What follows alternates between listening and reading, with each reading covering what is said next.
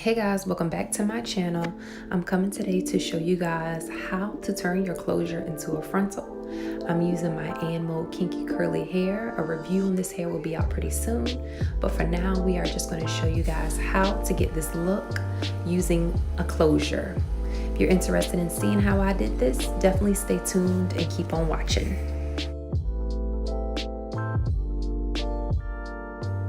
So first things first, I'm using some spray in a water bottle, some water in a spray bottle to wet and damp the area that I'm going to be working with. I want to make sure it's wet to just make it a little bit more easier to manipulate.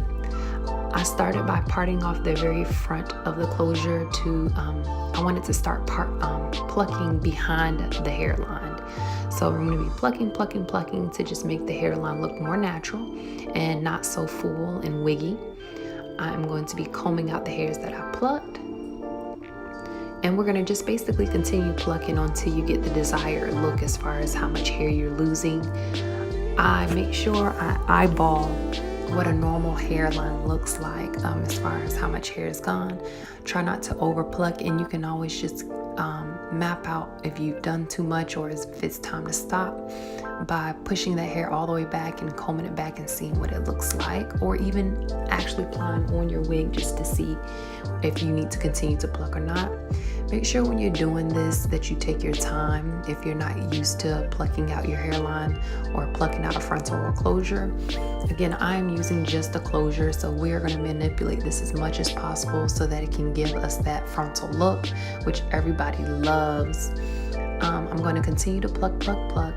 What I realized about this hair is the knots on the closure were easy to pluck out, so I had to be extra careful because the hairs were coming out so simple. With me just actually combing it, some of the hairs came out, so that's a negative, but we'll be actually doing a review on this hair pretty soon. We'll save that for later.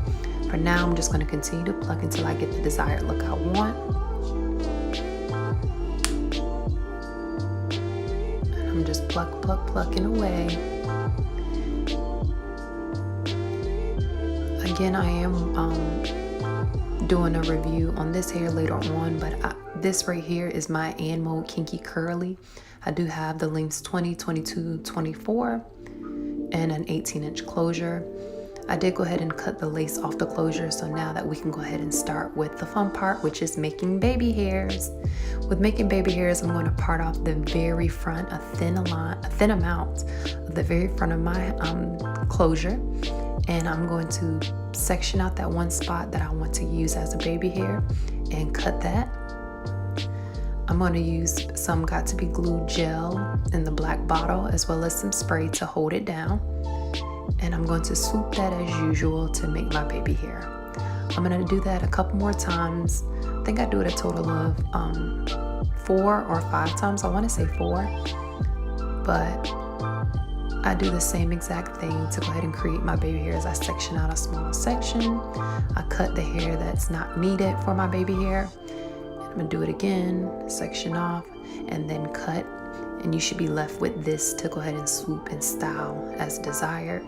Take your time because again, it's not on your head and you just want to make it sure it does look as natural and believable as possible.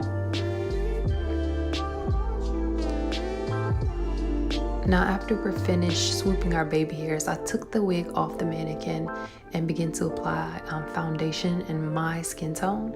I did use liquid foundation, but if you do have powder foundation, it's much easier to do that. I couldn't find my actual powder foundation, so I did just do this method with the liquid. But trust me, it is much easier to do it with powder.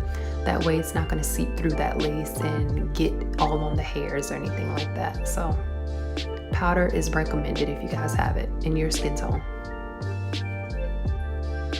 So we did that in order to allow that lace to mimic our scalp. And then I put it back on the mannequin head and I'm going to tie it down so those baby hairs can lay in spot. And this is my finished result after letting that sit tied for a day. This is what I ended up with. Hope you guys enjoyed this tutorial. Don't forget to like, comment, and subscribe, and I will catch you guys on my next one.